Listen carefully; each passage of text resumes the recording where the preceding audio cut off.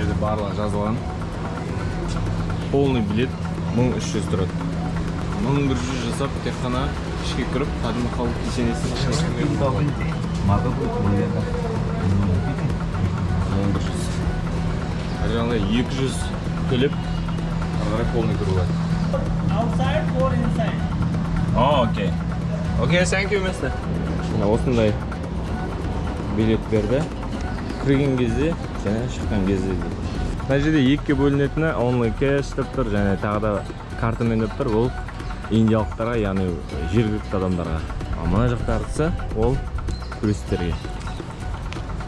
Әрине бұл жерде туристерге басқа ақша, жергілікті адамдарға басқа ақша.